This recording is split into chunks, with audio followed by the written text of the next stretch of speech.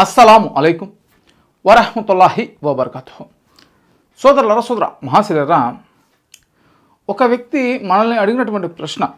ఆ వ్యక్తి మసీదుకి వెళ్ళాడు. ఆ మసీదులో ఒక బయాన్ అనేది విన్నాడు. విని మనల్ని ప్రశ్న అనేది అడగడం జరిగింది. ఏమిటంటే, అతను మసీదులోకి వెళ్ళి కూర్చోగానే అతనికి ఒక విషయాన్ని గురించి చెప్పారు. అతనికి భయం అనేది వేసేసింది. ఏ విషయం అంటే, నీవు చనిపోతావు, నీవు చనిపోగానే సమాధిలో నిన్ను పూడ్చిపెట్టిన తర్వాత, మీ బంధువులందరూ వెళ్ళిపోయిన తర్వాత నీకు శిక్ష అనేది పడుతుంది. సమాధిలో ఇద్దరు దైవదూతలు అనేది వస్తారు. వాళ్ళు 3 ప్రశ్నలు అడుగుతారు. నీ యొక్క దేవుడు ఎవరు, నీ యొక్క ధర్మం ఏమిటి, నీ యొక్క ప్రవక్త ఎవరు అని అడుగుతారు. వాళ్ళకి కానీ నువ్వు సమాధానం చెప్పకపోతే నీ మొఖాల మీద వాళ్ళు కొడతారు. పెద్ద పెద్ద మొహాలు వేసుకొని గదలతో నిన్ను కొడతారు. నీ సమాధిలో నీకు పాములు వచ్చేస్తాయి, తేళ్ళు వచ్చేస్తాయి, జర్లు వచ్చేస్తాయి, నిన్ను ఏదేదో చేస్తాయి అంటే అతనికి భయం వేసేసింది. ఈ భయం అనేది వేసేసి అతను మనల్ని అడిగినటువంటి ప్రశ్న. అయితే ఇంతకుముందు నేను చాలా వీడియోల్లో కూడా చెప్పాను ఈ సమాధి శిక్ష గురించి. మళ్ళీ కొందరు చూడలేదు కదా, కొందరు చూడని వాళ్ళు మళ్ళీ మనల్ని అడిగినటువంటి ప్రశ్న. కాకపోతే ఈ సమాధి శిక్ష అనేది వినగానే చాలామందికి భయం అనేది వేసేస్తుంది. అందరికీ తెలుసు నరకంలో అనే ఒక శిక్ష ఉంది, ఆ నరక శిక్షకి అందరూ కూడా భయపడాలని. కానీ కొందరికి తెలియనటువంటి విషయం ఏంటంటే, ఏమిటి ఈ సమాధిలో కూడా శిక్షిస్తాడా దేవుడు అంటే, మమ్మల్ని ఎక్కడా కూడా వదలడా చెప్పి భయం అనేది వేసిపోతుంది. మేము నెల్లూరులో ఉంటామన్నమాట. చిన్నప్పుడు ఎప్పుడు ఒక 8th క్లాస్లో, ఈ 8th క్లాస్లో మేము నమాజ్కి పోతే ఈ సమాధి శిక్ష గురించి చెప్తే మాకు కూడా కొంచెం భయం వేసేది. అక్కడ ఒక వ్యక్తి ఏం చేశాడంటే, నీకు సమాధి శిక్ష గురించి ఇంకా బాగా తెలియాలనుకో, ఈ ఖబర్కి రాత్ అనేటటువంటి ఒక సీడీ అనేది ఉంటుంది. ఆ సీడీ తెచ్చుకొని చూడు, నీకు తెలుస్తుంది అని చెప్తే మేము ఆ సీడీ షాపుల్లో అంతా ఎదిగితే మాకు ఆ సీడీ అనేది దొరకలేదు. తర్వాత మా నెల్లూరుకి ఒక 25 కిలోమీటర్ల దూరంలో కస్మూర్ అనేది ఒకటి ఉంది. కస్మూర్ దర్గా మంచి ఫేమస్ దర్గా, మీకు తెలిసే ఉంటుంది. ఆ దర్గా దగ్గర అమ్ముతారంటే మేము మళ్ళీ బస్సుల్లో ఎక్కి ఆ దర్గా దగ్గరికి వెళ్ళి ఆ ఖబర్కి రాత్ అనేటువంటి ఒక సీడీ తీసుకొని, ఇప్పుడంటే యూట్యూబ్లు ఫోన్లు అన్నీ వచ్చేసి అప్పట్లో లేవు కదా, అయితే నేను 8th క్లాస్లో ఉన్నప్పుడు ఆ సీడీ తెచ్చుకొని చూసి భయపడిపోయి వణికిపోయాం అనమాట ఈ సమాధి శిక్ష గురించి. ఆ విధంగా వాళ్ళు ఈ సమాధి శిక్ష గురించి మాకు భయపించారు. ఇప్పుడు కూడా భయపడుతూనే ఉన్నారు. ఇందుకోసం నేను ఇంతకుముందు చాలా వీడియోలు అనేది సమాధి శిక్ష గురించి నేను తీశాను. ఖురాన్ ప్రకారంగా నేను చెప్పడం అనేది జరిగింది. ఈ ఖురాన్లో అసలు సమాధి శిక్ష ఉందా లేదా అనే విధంగా వీడియోలు తీసి నేను చెప్పడం అనేది జరిగింది. ఖురాన్ చదివితే అందరికీ కూడా తెలుస్తుంది సమాధి శిక్ష లేదు అని. ఇప్పుడు 3 ప్రశ్నలు వీళ్ళు ఇక్కడ యాడ్ చేశారు, హదీసుల ప్రకారంగా యాడ్ చేశారు. ఈ హదీసులు నమ్మే వాళ్ళకి ఖురాన్ అనేది ఇష్టం లేదు. నిజంగా వీళ్ళకి ఖురాన్ అనేది ఇష్టం ఉంటే ఈ 4వ ప్రశ్నను కూడా యాడ్ చేసేవారు. ఖురాన్లో అయితే ఈ 3 ప్రశ్నలు లేవు. నీ ధర్మం ఏంటి, నీ దేవుడు ఎవరు, నీ ప్రవక్త ఎవరు చెప్పగానే అతను స్వర్గం అనేటటువంటి మాటలు లేవు. దైవదూతల ప్రశ్నలు అడగతారని ఖురాన్లో లేదు. వీళ్ళు ఇంకొక మాట యాడ్ చేసుంటే చాలా అంటే చాలా చాలా బాగుండేది. ఏ మాట అంటే, ఇప్పుడు నీ యొక్క దేవుడు ఎవరు, నీ యొక్క ధర్మం ఏంటి, నీ యొక్క ప్రవక్త పేరు ఏం పేరు అని అడిగేటప్పుడే ఇంకొక ప్రశ్న, నీ యొక్క గ్రంథం ఏమిటి అనే ప్రశ్న అడిగినప్పుడు అక్కడ ఆన్సర్గా ఖురాన్, నా యొక్క గ్రంథం అనేటటువంటి మాట యాడ్ చేస్తుంటే చాలా బాగుండేది. కానీ ఈ హదీసులు నమ్మే వాళ్ళకి ఈ ఖురాన్ అనేది నచ్చేటట్లేదు, అందుకోసం అక్కడ యాడ్ చేయలేదు. ఇప్పుడు నీ యొక్క దేవుడు ఎవరు, అల్లాహ్, సకల లోకాలు సృష్టించినటువంటి సృష్టికర్త నా దేవుడు. నీ యొక్క ధర్మం ఏమిటి, ఇస్లాం ధర్మం. నీ యొక్క ప్రవక్త ఎవరు, దైవ ప్రవక్త ముహమ్మద్ సల్లల్లాహు అలైహి వసల్లం గారు నా యొక్క ప్రవక్త. ఇది దానికి ఆన్సర్లు. 4వ ప్రశ్న యాడ్ చేస్తుంటే చాలా బాగుండేది. అయితే నిజంగా సమాధిలో శిక్ష అనేది ఉందా? సమాధిలో శిక్ష అనేది ఎక్కడా కూడా ఖురాన్లో లేదు. ఏ ప్రవక్త కూడా సమాధి శిక్ష గురించి వేడుకున్నట్టుగా లేదు. దైవ ప్రవక్త ముహమ్మద్ సల్లల్లాహు అలైహి వసల్లం గారు సమాధి శిక్ష గురించి ఖురాన్లో చెప్పినట్టు ఎక్కడా కూడా లేదు.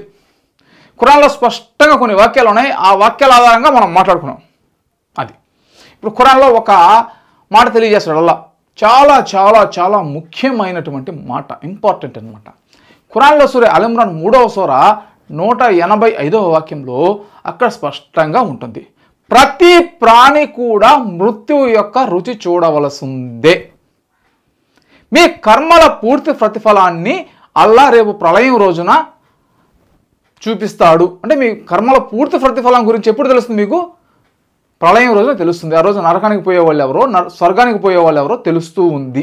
ఈ ప్రాపంచిక జీవితం ఒక మోసపుచ్చేటటువంటి జీవితం తప్ప మరి ఏమీ కూడా కాదు అనేది అక్కడ అలా తెలియజేస్తాడు. ఇక్కడ మనకు 2 విషయాలు బాగా గుర్తుపెట్టుకోవాలి. ప్రతి ఒక్క ప్రాణి కూడా మృత్యువు యొక్క రుచి చూడవలసిందే. ఇది మొదటి పాయింట్. మృత్యువు యొక్క రుచి, ప్రతి ఒక్క ప్రాణి కూడా మృత్యు యొక్క రుచి చూడవలసిందే. అంటే ఏమిటి? ప్రతి ప్రాణి కూడా చనిపోతుంది. చనిపోవడం అంటే ప్రతిదీ కూడా చనిపోతుంది. మన శరీరం మొత్తం చనిపోతుంది. మన కళ్ళు చనిపోతాయి, మన కిడ్నీలు చనిపోతాయి, మన హార్ట్ చనిపోతుంది, మన చర్మం చనిపోతుంది, మన ఆత్మ కూడా చనిపోతుంది. అందరూ చనిపోతారు. ప్రతిదీ కూడా చనిపోవాల్సిందే. ఇంకా చనిపోయిన తర్వాత తిరిగి లేపబడేది ఎప్పుడంట? ప్రళయం రోజున లేపుతాడంట అల్లా. అది నేను చెప్పినటువంటి కాదు, ఖురాన్లో సూర ఆల్ ఇమ్రాన్ 3వ సూర 185వ వాక్యంలో ఉండేటటువంటి విషయము. ఏమిటి? ప్రళయం రోజున దేవుడు లేపుతాడు తిరిగి. మీ కర్మల పూర్తి ప్రతిఫలాన్ని మీరు ఎప్పుడు చూస్తారు? ప్రళయం రోజున చూస్తాడు. దైవదూతలు కాదు ప్రశ్న అడిగేది, దేవుడు అడుగుతాడు. సమాధిలో కాదు ప్రశ్నలు అడిగేది, రేపు ప్రళయం రోజున దేవుడు అడుగుతాడు, అల్లా అడుగుతాడు. తెలిసిపోయిందా? సమాధిలో శిక్ష లేదు. అంటే ఈ భూమి మీద మీరు చనిపోతారు. మీ ఆత్మ చనిపోతుంది, మీ శరీరం చనిపోతుంది, మీ కళ్ళు చనిపోతాయి. ప్రతి ప్రాణి కూడా మృత్యు యొక్క రుచి చూడవలసిందే. మొదటి పాయింట్. రెండో పాయింట్, మీరు ప్రళయం రోజున తిరిగి లేపబడతారు. సమాధిలో లేపబడతారు అని అక్కడ అలా చెప్పట్లేదు. ప్రళయం రోజున మీరు లేపబడతారు. మీ కర్మల పూర్తి ప్రతిఫలం గురించి అక్కడ అడుగుతాడు దేవుడు. అప్పుడు అడుగుతాడు, నీ దేవుడు ఎవరు, నీ ప్రవక్త ఎవరు, నువ్వు గ్రంథం చదివేవా లేదా, ఇది అడుగుతాడు అనమాట దేవుడు. అంతేకాని ఇక్కడ అడగడు. అక్కడ దేవుడు ప్రళయం రోజున అడుగుతాడు. సింపుల్గా చెప్పవచ్చు. ఖురాన్ నాలెడ్జ్ ఉన్న వాళ్ళు ఎవరైనా సింపుల్గా చెప్పేస్తారు, సమాధిలో శిక్ష అనేది లేదు అని. మేము హాయిగా నిద్రపోతుంటే ఎవరు మమ్మల్ని లేపిందని ప్రళయం రోజున అడుగుతారంట. సూర యాసిన్ 36వ సూరాలోని 52వ వాక్యంలో అక్కడ అలా తెలియజేస్తాడు. మేము హాయిగా నిద్రపోతుంటే మమ్మల్ని ఎవరు లేపారు? నిజంగా వీళ్ళు శిక్షల నుంచి లేస్తే అబ్బా మమ్మల్ని ఇప్పుడు దాకా కొట్టారు సమాధిలో, ఇప్పుడే లేచాం, ఇప్పుడు హాయిగా ఉందని చెప్పాలి. కానీ అక్కడ హాయిగా ఉంటే మమ్మల్ని ఇప్పుడు డిస్టర్బ్ చేసింది ఎవరు, మమ్మల్ని లేపింది ఎవరు అని అడుగుతారు. సమాధి శిక్ష అనేది లేదు. సింపుల్గా మనం చెప్పేవచ్చు, సమాధిలో శిక్ష లేదు. వీళ్ళు కొందరు హదీసులు నమ్మేటటువంటి వాళ్ళు ఎలాగైనా సమాధిలో శిక్ష ఉంది అని నిరూపించాలి అనేటటువంటి ఉద్దేశంతో ఒక వాక్యాన్ని తీస్తారు. 40వ సూర గాఫిర్ 40వ సూరాలోని 46వ వాక్యాన్ని చూపిస్తారు. 46వ వాక్యంలో అక్కడ ఏముంటుందంటే, ఉదయ సాయంత్రం అంటే ఫిరోను యొక్క మనుషులు అనమాట నరకాగ్ని ముందు ప్రవేశపెట్టబెడతారు. ఇప్పుడు ఉదయం సాయంత్రం. మరియు ప్రళయం రోజున వాళ్ళని నరక శిక్షలో వెయ్యండి అనే విధంగా అక్కడ వాళ్ళతో అనబడుతుంది అనేది ఒక వాక్యం. వీళ్ళు ఏమంటారంటే, అంటే దీని వాక్యం చదవడంలో కన్ఫ్యూజ్ అయిపోయారు వీళ్ళు. అంటే ఉదయ సాయంత్రం నరకాగ్ని ముందు దేవుడు నిలబెడతాడు అంటే నరకానికంటే అంటే దేవుడు అక్కడ వాక్యం ఎట్లుంటుందో చెప్తాను చూడండి. 40వ అధ్యాయంలో 46వ వాక్యం మీకు స్పష్టంగా అర్థమయ్యేలాగా చెప్పాలి అది, ఎందుకంటే కొందరు కన్ఫ్యూజన్కి గురవుతారు. అక్కడ ఏమంటాడంటే, మొదట అల్లా నరకాగ్ని ముందు ఉదయము సాయంత్రము వాళ్ళు ప్రవేశపెట్టబడతారు. మరియు సెకండ్ పాయింట్లో చెప్తాడు, మరియు ప్రళయం రోజున వాళ్ళని నరకంలో పడవేయండి అనే విధంగా వాళ్ళకి చెప్పబడుతుంది అనేది చెప్తాడు. అంటే చాలామంది దీనిని ఎలా అర్థం చేసుకున్నారంటే, మొదటగా నరకాగ్ని ముందుని ప్రవేశపెడతాడని ప్రళయానికంటే ముందే దేవుడు ఏమైనా చెప్తున్నాడేమో, తర్వాత ప్రళయం వచ్చిన తర్వాత ఏమిటి, మళ్ళీ ప్రళయం వచ్చిన తర్వాత దేవుడు నరకంలో వెయ్యండి, ఏమిటి ప్రళయం వచ్చిన తర్వాత మళ్ళీ దేవుడు నరకంలో వెయ్యండి అని రెండోసారి చెప్తున్నాడు కదా. అంటే నరకంలో వెయ్యండి అనేది రెండోసారి చెప్పబడింది. మొదట నరకానికంటే ముందు ఒక శిక్ష ఏమైనా ఉందేమో, వాళ్ళు ఉదయ సాయంత్రం నరకాగ్ని ముందు ప్రవేశపెట్టబడతారని చెప్పేది ఆ విధంగా కన్ఫ్యూజన్ అయ్యారు. ఇక్కడ బాగా వినండి. కానీ అక్కడ అలాగా చెప్పేది అక్కడ దేవుడు చెప్తున్నాడు. అక్కడ పై నుంచి కాన్సెప్ట్ అనమాట.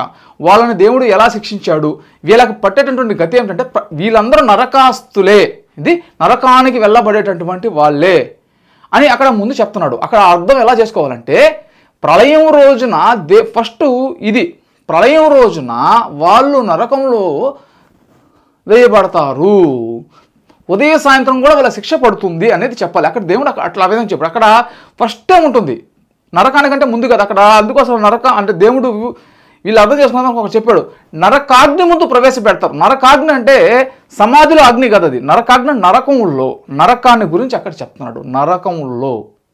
నరకంలో గురించి అక్కడ చెప్తున్నాడు. ఇది ప్రతి ఒక్కరు కూడా గుర్తుపెట్టుకున్నారు. నరకాగ్ని ముందు ఉదయ సాయంత్రం వాళ్ళు ప్రవేశపెట్టబడతారు.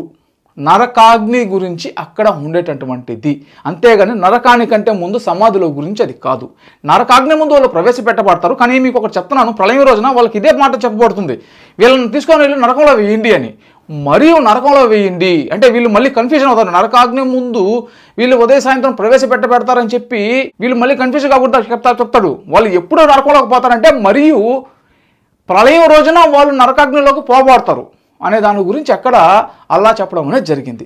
అది అసలు ఇదంతా ఎక్కడి నుంచి వచ్చింది, ఈ సమాధి శిక్ష, ఇది రచ్చంతా ఎక్కడి నుంచి వచ్చిందంటే ఖురాన్లో లేదు. ఇప్పుడు మనం ఎన్నో వాక్యాలు చూసుకున్నాం, ఖురాన్లో లేనటువంటి విషయం. ఇది ఎక్కడి నుంచి వచ్చిందంటే హదీసుల్లో నుంచి వచ్చింది. ఈ హదీసులో కూడా ఎలా వచ్చిందంటే విచిత్రంగా వచ్చింది. ఇప్పుడు ప్రవక్త గారి సతీమణి అయినటువంటి ఆయిషా గారి ఇంట్లో ఒక యూద మహిళ అనేది పనిచేస్తూ ఉండేది. పని చేస్తూ ఉంటే ఈ ఆయిషా గారు ఏదో కొన్ని రకాల వస్తువులు ఆ యూద మహిళకి ఇచ్చేవాళ్ళు. వాళ్ళ ఇంట్లో ఏదైనా ఉంటాయి కదా, కొన్ని వస్తువులు ఇస్తే ఆ యూద మహిళ ఒక మాట చెప్పింది ఆయిషా గారితో, ఆ దేవుడు మిమ్మల్ని సమాధి శిక్ష నుంచి రక్షించాలి అనేటటువంటి విధంగా ఆమె వేడుకోగానే అప్పుడు ఆయిషా గారు ఒక మాట చెప్తాడు, ఏమిటి సమాధిలో శిక్ష అనేది ఉంటుందా, నాకు తెలియదే, ప్రవక్త గారు నాకు ఎప్పుడు చెప్పలేదంటే తర్వాత ప్రవక్త గారు ఇంటికి వచ్చిన తర్వాత ఆయిషా గారు అడుగుతారంట. ఇదంతా హదీస్లో ఉండే విషయం.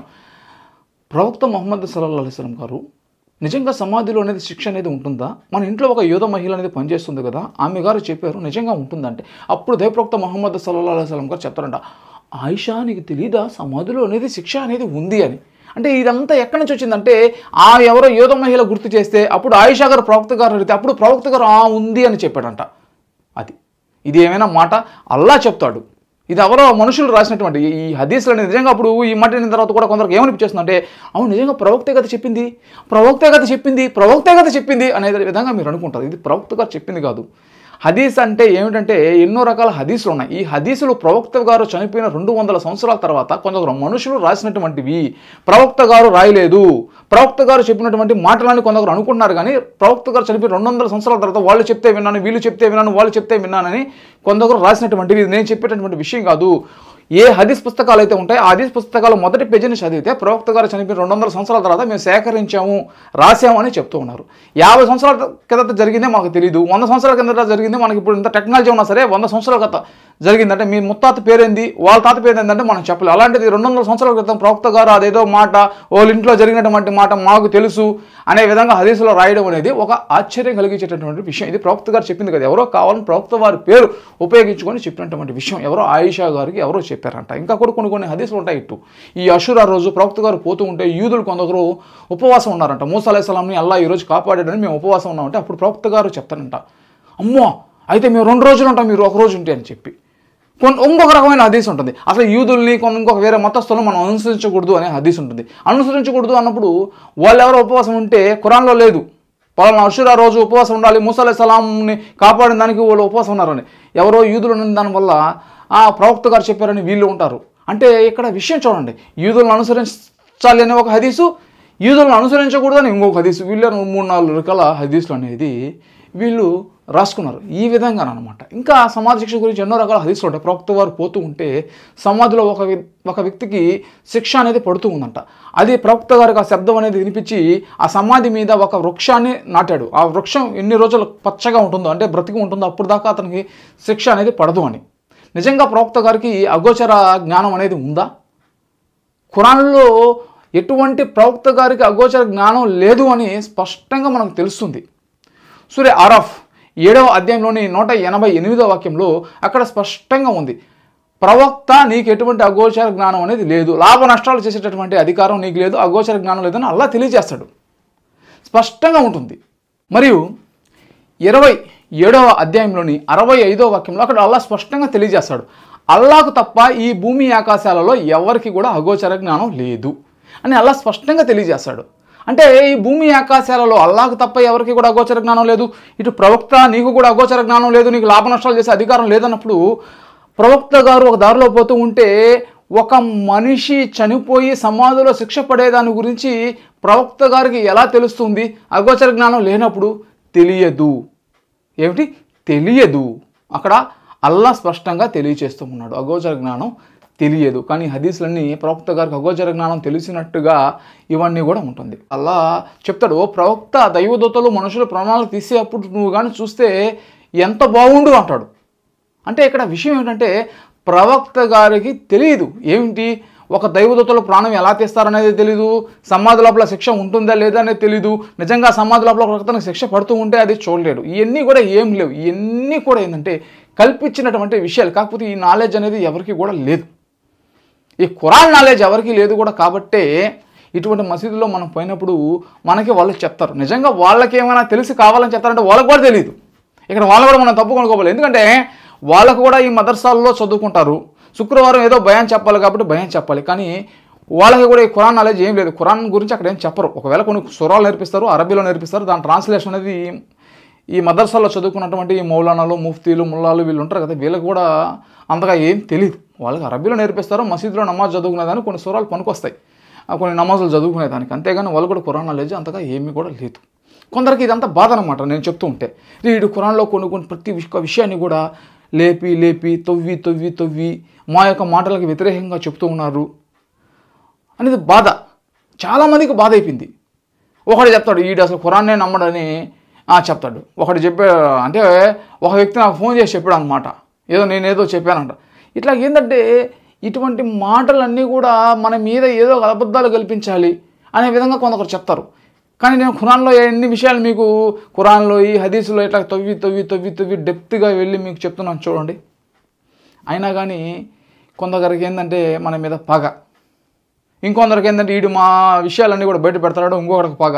వీడు ఖురాన్లో విషయాలు మేము ప్రజలకు తెలియచేయలేని ఇవన్నీ కూడా వీడు తెలియజేస్తున్నాడు, ఇంకొకరికి పగ. వీళ్ళందరికీ ఒక పగ అయిపోయింది నేనంటే. అది నా మీద పోలీస్ స్టేషన్లో కేసు పెట్టారని చెప్పాను కదా, ఇది కూడా ఒక భాగమే. వీడు సమాధి శిక్ష గురించి ఎన్నో రకాల వీడియోలు తీశాడు, జనాలకి సమాధి శిక్ష లేదు అని చెప్పాడు అనేటటువంటి ఒక బాధ అనమాట. అసలు ఈ సమాధి శిక్ష గురించి నేను చెప్తే వీళ్ళకి వచ్చిన బాధ ఏమిటో. ఇంకా మేలే కదా, ఒక మనిషికి శిక్ష లేదంటే అతను హాయిగా బతుకుతాడు కదా. అయితే వీడు హాయిగా బతకూడదు అనమాట. వీళ్ళ బాధ ఏంటంటే ఒకరు హాయిగా బ్రతకకూడదు, వాళ్ళని ఏదో ఒక విధంగా భయపెడితేనే మా జోబీలు నిండుతాయి అనేటటువంటి బాధ వాళ్ళకి. సోదర మహాశైలరు, అంటే మీరందరూ కూడా అర్థం చేసుకోండి.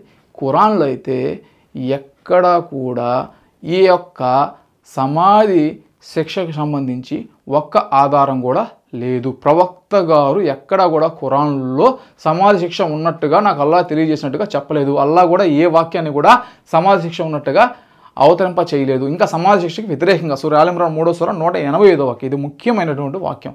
ప్రతి ప్రాణి కూడా మృత్యు యొక్క రుచి చూడవలసిందే, మీ కర్మల పూర్తి ప్రతిఫలాన్ని ప్రళయం రోజున మీరు పొందుతారు. ప్రళయం రోజు గురించి అక్కడ చెప్తున్నాడు. ఇక్కడ చనిపోతారు, అక్కడ లేస్తారు. ఇక్కడ చనిపోతారు, ప్రళయం రోజు లేస్తారు. ఇక్కడ మృత్యు యొక్క రుచి చూడవలసిందంటే మృత్యువు యొక్క రుచి అన్నీ చూస్తాయి. శరీరం, ఆత్మగీత్మ అన్నీ రుచి చూస్తాయి. అంతా మనిషి అయిపోతాడు, ప్రళయం రోజున లేస్తాడు.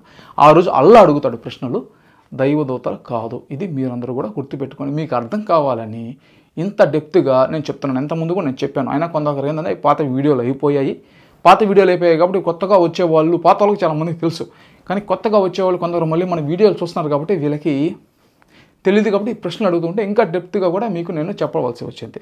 మీరు ఈ విషయం ఏదైనా మసీదుల్లోకి ఎక్కడికైనా పోయి మీరు చెప్పారనుకోండి, వాళ్ళు ఇదే వాక్యాన్ని చూపిస్తారు. 40వ సూర 46వ వాక్యాన్ని, ప్రతి ఉదయ సాయంత్రం నరకాగ్ని ఎదుట రప్పించబడతారు ఫిరోన్ జనము. అంటే వాళ్ళు ఏం చేస్తారు అంటే సమాధి శిక్షలోనే కదా నరకాగ్ని ముందు రప్పించబడేది అంటారు. కాదు, నరకాగ్ని అంటే నరకంలో ఉండే అగ్ని గురించి అక్కడ చెప్పేది. నరకాగ్ని ముందు వాళ్ళు ఉదయ సాయంత్రం రప్పించబడతారు. ఎప్పుడు రప్పించబడతారు? రేపు ప్రళయం వచ్చినప్పుడు వాళ్ళ శిక్షలో పడవేయండి వాళ్ళనే శిక్షలో అన్నప్పుడు వీళ్ళు ఉదయ సాయంత్రం నరకం ముందు రప్పించబడతారు, నరకాగ్ని ముందు అనేది అక్కడ కాన్సెప్ట్. అంతేగాని ఈ భూమి మీద సమాధులు అనేది ఆ వాక్యం కాదు. వీళ్ళు అర్థం చేసుకోవడం తప్పు. అది ఇందుకోసం ఏంటంటే మూర్ఖులతో వాదించబోకండి. మీరెవరు కూడా మీరు అర్థం చేసుకోండి, ఖురాన్ మీకు అర్థమయ్యే భాషలో చదవండి. అంతేగాని మూర్ఖులతో వాదించకండి. మన మీద ఎంతోమంది అబద్ధాలు చెప్పేవాళ్ళు, మన మీద ఎంతోమంది ఏడ్చేవాళ్ళు, కాకపోతే కొందరు అమ్మాయికులు ఏడ్చేవాళ్ళని నమ్ముతారు. మనకా ఏడుపు రాదు, ఎందుకు ఏడుపు వస్తుంది, ఎందుకు ఏడవాలి, ఏడము. కొందరు ఏడ్చే వాళ్ళని నమ్ముతారు అన్నమాట అమాయకులు. ఆ విధంగా ఏడ్చే వాళ్ళని నమ్మకండి. నిజం ఎవరు చెప్తారు, ఖురాన్లో విషయాలు ఎవరు నీట్గా లోతుగా వెతికి చెప్తారు. నేను చెప్పింది ఖురాన్లో ఉందా లేదా అనేది చూడండి. నేను ఎన్నో వీడియోలో చెప్పాను, షరీఫ్ని మీరు చూడకూడదు, షరీఫ్ చెప్పినటువంటి విషయాలు ఖురాన్లో ఉన్నాయా లేవా అనేది ఆ వాక్యం నెంబర్ కూడా నేను చెప్తాను. చెక్ చేసుకొని ఇది ఉందా లేదా అనేది మాత్రం చూడండి. అప్పుడు మీకు బాగుంటుందన్నమాట. నా దగ్గర నుంచి వచ్చేటటువంటి మెసేజ్ ఇది. అయితే మీరందరూ అర్థం చేసుకున్నారని నేను అనుకుంటున్నాను. సమాధి శిక్ష లేదు అనే దాని గురించి మీకు అర్థమైందని నేను అనుకుంటున్నాను. నా యొక్క అభిప్రాయాన్ని నేను తెలియజేశాను. నమ్మడం నమ్మకపోవడం ఇది మీ ఇష్టము. మీకు ఏదైనా ఇస్లాంకు సంబంధించినటువంటి డౌట్లు ఉంటే ఇక్కడ కనిపిస్తున్నటువంటి 8185038386 ఈ యొక్క వాట్సాప్ నెంబర్కి మెసేజ్ పంపిస్తే మీకు సమాధానం చెప్పడం అనేది జరుగుతుంది. ఇటువంటి మరిన్ని వీడియోల కోసం మనకు యూట్యూబ్ ఛానల్ తప్పకుండా మీరు సబ్స్క్రైబ్ చేసుకోండి. ఇటువంటి మరిన్ని వీడియోలు ఇంకా మంచి మంచి వీడియోలు కూడా మీ ముందు వస్తూ ఉంటాయి.